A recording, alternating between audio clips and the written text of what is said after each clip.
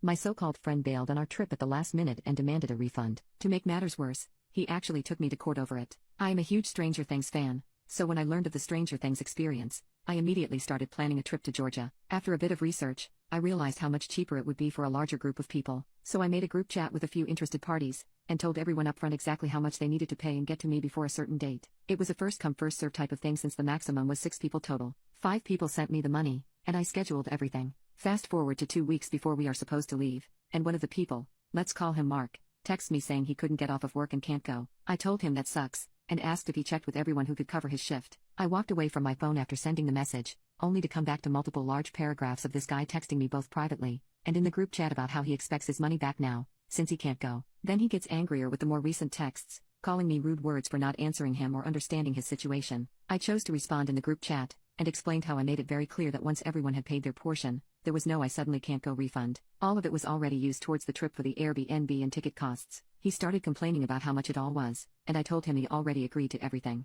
I told him if he found a replacement person for himself that could pay him for his portion, that would be fine as long as I met them beforehand. I wasn't about to stay in a house with someone I didn't know at all. I said I'd also ask other people that were interested before. I just want to add that while I do feel really bad for him, I asked people about this 2 months ago. He should have had plenty of time to ask off by now. He privately messaged me that I would regret this if I didn't pay him back, then left the group chat and blocked me, so I just assumed he wasn't going for sure, and we never found a replacement for him. The day of the trip came and went. We all had an amazing time, definitely one of the best trips I have ever been on. The specific package deal I got were also VIP tickets for the experience, so we got to do so many cool things and got free souvenirs. One of them was a tiny Dustin speaker. When we got back, I asked the others to text Mark and ask him if he wanted the free souvenirs that came with his ticket, so he could have that much at least, but no one could get through to him. About 2 weeks after we got back, someone knocked on my door and served me some papers. They told me I was being sued by Mark for taking his money. What the actual F? I don't know why he thought this would turn out well for him. A friend suggested to me to screenshot every conversation we had about the trip and cost, and print everything out. It was only small claims, so I didn't think about getting a lawyer or anything. I mean,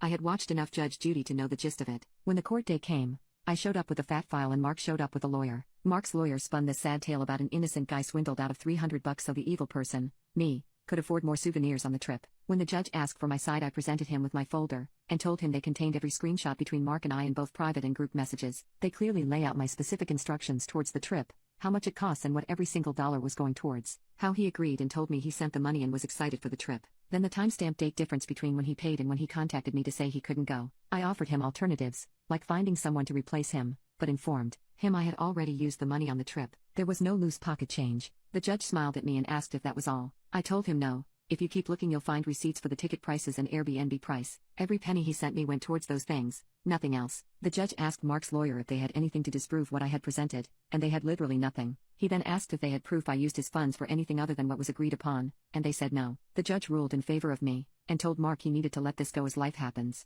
After the case was dismissed, I went over to Mark, and handed him a bag with the free souvenirs given to each VIP ticket holder, and told him they belonged to him. He got upset and just threw them back at me. The judge saw, and yelled over at him that he had no right to assault anyone in his courtroom, and if he showed any more signs of aggression he would be locked up. I just grabbed the bag and left. Now I have amazing memories of a trip. I no longer feel guilty Mark couldn't go, and I have 2 tiny Dustin speakers.